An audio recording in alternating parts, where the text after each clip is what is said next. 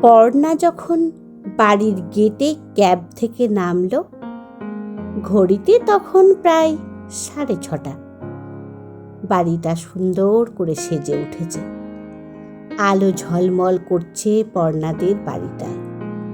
হাতের মস্ত প্যাকেটটা আরো জাপটে ধরল পর্ণা। গোগলের বায়না ওর একটা হেলিকপ্টার চাই।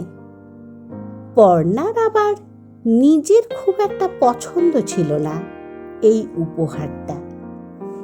একমাত্র দাদার একমাত্র ছেলে, ও নিজেও যে একমাত্র পিপিমণি, ভাইপোর 5 বছরের জন্মদিন বলে কথা। তাই এই সামান্য একটা হেলিকপ্টার খুব একটা পছন্দ ছিল না। ইচ্ছে ছিল দামি একটা কিছু দেবে। যাই হোক, গোগলের যখন পছন্দ, আপাতত দিক, তারপর না হয় একটা কিছু ফিক্সড করে দেবে। এই পরিকল্পনাতেই একটা হেলিকপ্টার নিয়ে ঢুকলো পর্ণা। তাও তো অফিসের মাঝে নিউ মার্কেটে গিয়ে অনেক দেখে শুনে তবে এনেছে। আবার রিমোটে চাপ দিলে আকাশ ছোঁয়ার চেষ্টাও করে।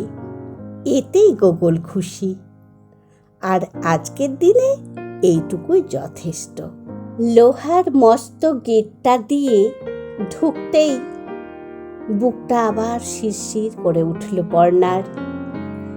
আজ মলিনা দেবী নেই, তা হলো প্রায় বছর 2।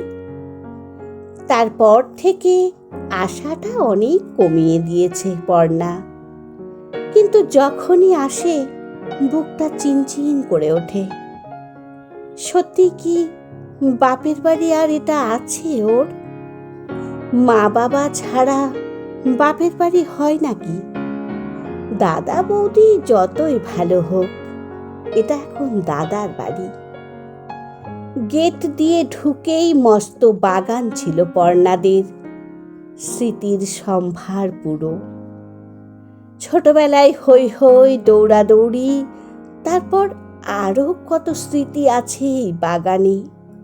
পর্ণা দেখল বাগান ছেঁটে প্রায় ন্যাড়া হয়ে গেছে, আর সেটা আলোয় মুখ দিয়ে গোগলের জন্মদিনের অনুষ্ঠানের আয়োজন চলছে। ওই তো পর্ণা এসে গেছে। এখনো লোকজন সেরকম না আসলেও টুকটাক ভিড় হয়েছে। তার মধ্যেই তিয়াশা দেখে ফেলেছে পর্ণাকে, পর্ণার একমাত্র বৌদি। ননদ বৌদির সম্পর্কটা সেরকম সাজানো গুছানো না হলেও বেশ পরিপাটি। মানে সম্পর্কটাকে যত্নে রেখেছে পর্ণা নিজেই।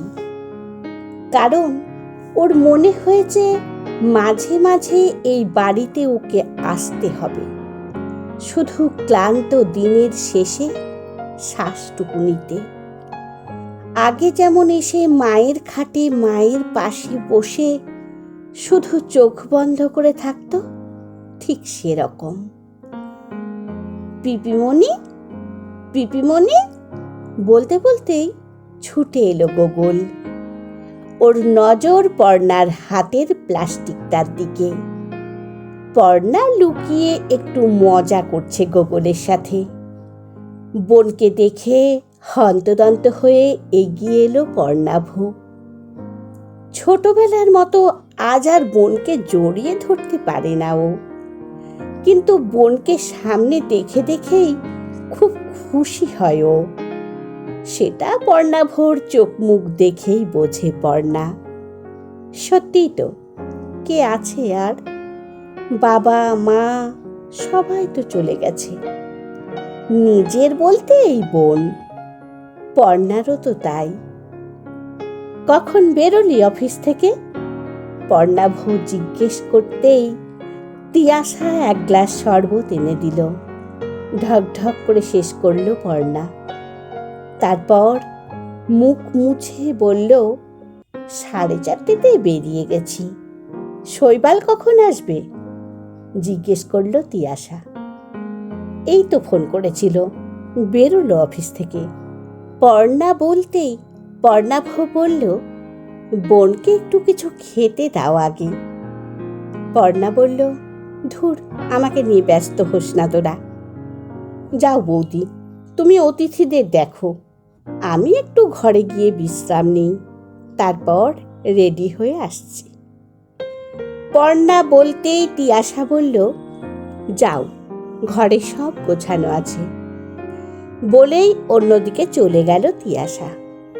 আসলে পর্ণায় পরিপাটি করে রেখেছে সম্পর্কটা, তাই তো ওর ঘরটাকেও পরিপাটি করে রেখেছে তিয়াশা। এমনি সময় ঘরটা বন্ধ করে রাখলেও ননদ আসার আগে খুব সুন্দর করে ঘরটাকে পরিষ্কার করে। এতেই তো বোঝা যায় সম্পর্কের বাঁধনটুকু।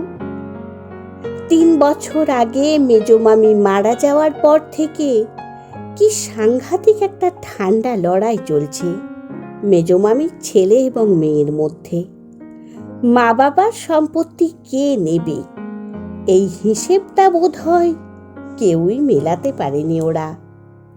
দাদার ইচ্ছে ছিল বোনকে কিছু টাকা দিয়ে দেবে, ওতে বড় বাড়িটা ওরই থাকবে। বোনই বা কেন মানবে? শেষমেশ বাড়িটাতে পাঁচিল তুলে ভাগ হয়ে গেল 2 ভাই বোন। ভাগ করে দিল শৈশব। অর্থনৈতিক দিক থেকে একেবারেই দুর্বল নয় ওরা কেউই। তাও সেই থেকেই পর্ণার আতঙ্ক। এই সাধের বাড়ি, ছোটবেলা, ভাই বোনের খুনসুটি সবটা ভাগ হয়ে যাক, এটা কখনোই মন থেকে চায়নি পর্ণা।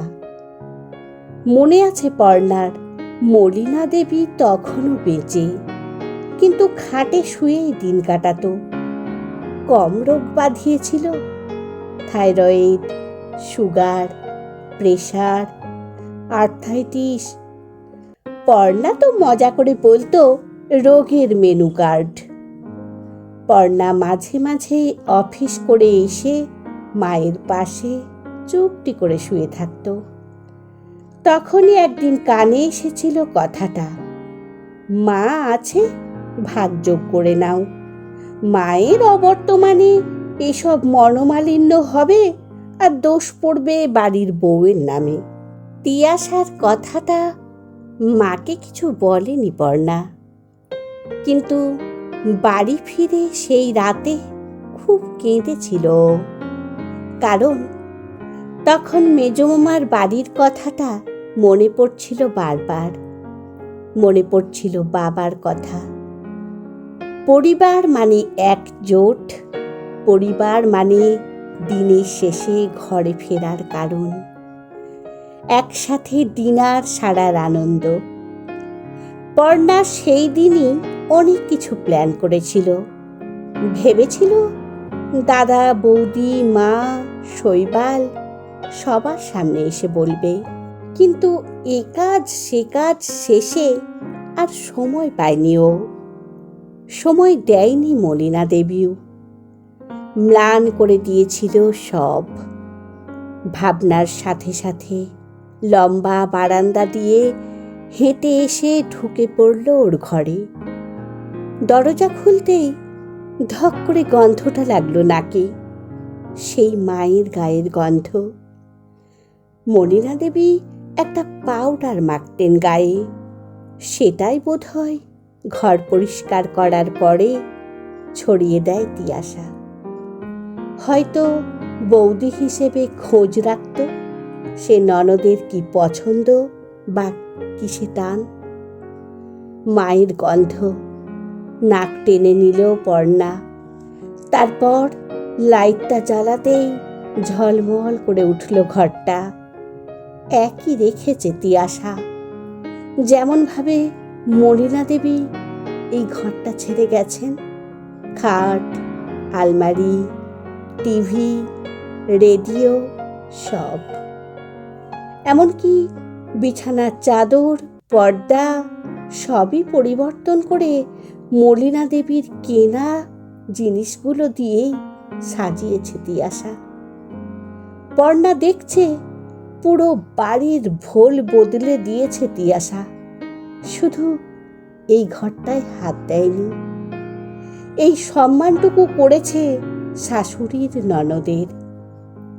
মলিনা দেবীর চলে যাওয়ার পর থেকেই চেষ্টা করেছিল পর্ণা কথাটা বলতে, কিন্তু পারেনি। প্রসঙ্গটাই যে কেউ তোলেনি, পর্ণাই বা কিভাবে এই ভাগের কথা তুলত? কিন্তু মলিনা দেবীর মৃত্যুর পর থেকে দাদা বৌদির মধ্যে একটা বিশাল পরিবর্তন লক্ষ্য করেছিল পর্ণা। মায়ের মৃত্যুর পর থেকেও বড় শোধ বোধ হয় এটাই যে ছোটবেলা ফিকে হয়ে যাচ্ছে ওর। তাই দেরি করেনি পর্ণা। পর্ণাভো তিয়াশা সবাইকে ডেকেই বলেছিল ওর সিদ্ধান্ত।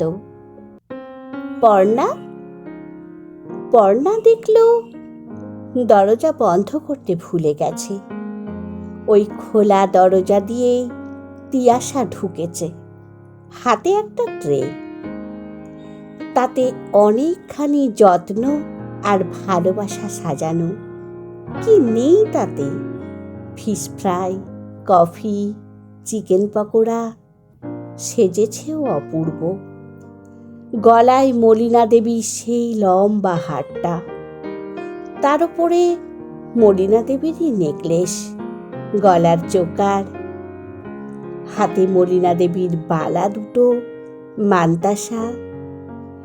নিজেরও বেশ গয়না ছিল তিয়াশার, সেই সব বোধহয় ভুলে গেছে ও। সব শাশুড়ির গয়নায় সেজেছে। খেয়ে নাও তাড়াতাড়ি, তৈরি হয়ে নিচে এসো। তুমি আর শৈবাল আসলে তবে কেক কাটবে গগন। তিয়াশার কথায় একটু হাসল পর্ণা। তিয়াশা প্রায় ময়ূরের মতো পেখম মেলে শাড়ির আঁচল দুলিয়ে চলে গেল। এত জমকালো সাজ পছন্দ না পর্ণার। কেমন যেন মনে হয় ওর গয়না আর শাড়ির জন্য ওকে দেখা যাচ্ছে না। আচ্ছা, এটা কি সত্যি পর্ণার মনে হয়, নাকি আফসোস, না পাওয়ার নামকরণ? কিচ্ছু আফসোস নয়, সবটাই ওর সিদ্ধান্ত। শৈবাল, পর্ণাভু, তিয়াশা সবার সামনে বলেছিল, আমি মায়ের ঘরের ভাগ চাই। এই বাড়ির 8খানা ঘর, উঠোন কিচ্ছু না, শুধু মা বাবার ঘরটা আমার চাই। চাই মানে আমি যখন আসব এই ঘরটাতেই থাকব। আমার যে কোণের ঘরটা আছে, যেটাতে আমি বিয়ের আগে থাকতাম, ওই ঘরটাও লাগবে না। শুধু একটা ঘর, ওটা আমি না থাকলে তালা বন্ধ করে রেখে দিও। আসলে আমি খুলে নেব। কথাটা বলার সময় কেঁদে ফেলেছিল পর্ণা। মা বাবার গন্ধ মাখা ঘর, এটা যে ওর কাছে স্বর্গ, হাজারো সুখের থেকেও ভালো। আর কিছু লাগলে বল, শুধু একটা ঘর, পর্ণাভ বলেছিল। তিয়াশাও মুখ খুলেছিল, যা লাগবে বলো, আগে তিতা পরে মিঠা। পর্ণা হেসে বলেছিল, মা বাবার জিনিস নিয়ে তিতা মিঠার কোনো প্রশ্নই আসে না, ওই ঘরটা পেলেই হবে। আর বাবা মা আমায় যা দিয়েছে, মানে শৈবাল, আমার ডিগ্রি, সেসব ভাঙিয়ে আমার খাবার জায়গার অভাব হবে না। মিছিমিছি দক্ষিণ কলকাতা থেকে উত্তরে ছুটে আসার কি মানে? সেদিন কথাগুলো বলে শৈবালের দিকে তাকিয়েছিল পর্ণা। চোখ বন্ধ করে বুঝিয়েছিল একদম ঠিক আছে। ঘরটা শান্ত ছিল। হয়তো পর্ণাভোর খারাপ লেগেছিল, ভেবেছিল অনেক ঝুঁকি পোহাতে হবে এই নিয়ে, কিন্তু এত মসৃণ হয়ে যাবে বোঝেনি বোধ হয়, তাই একটু খারাপ লেগেছিল। তিয়াশাও হয়তো বিশ্বাস করতে পারছে না, ওর নিজের বাড়িতেও মা বাবার অবর্তমানে ভাই বোনের মধ্যে তিক্ততা বেড়েছিল শুধু সম্পত্তি নিয়ে। আরেকটা জিনিস পর্ণার হঠাৎ মনে পড়ার মতো করে বলল। চমকে তাকালো তিয়াশা। মায়ের গয়না যা আছে বৌদি তুমি নিয়ে নিও, শুধু এই আলমারিটা, মানে মায়ের শাড়ি ব্লাউজ এইসবে কিন্তু আমার অধিকার। এই শাড়িগুলো আলমারি আমি দেব না। ছি ছি, তোমার মায়ের শাড়ি তুমি নেবে, আমি কেন কিছু বলবো? কি ভাবছো আমায়? পর্ণা গদগদ হয়ে বলেছিল।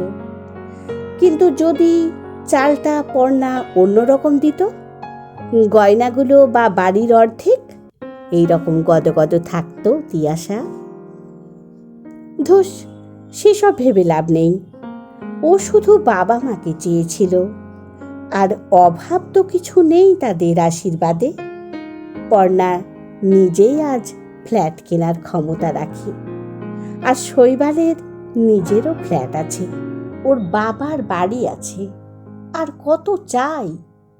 তাই এইটুকু পরিপাটি করতেই হতো মা বাবাকে বাঁচিয়ে রাখার জন্য, ওর ছোটবেলাকে বাঁচিয়ে রাখার জন্য, দাদা বোনের সম্পর্ক টিকিয়ে রাখার জন্য।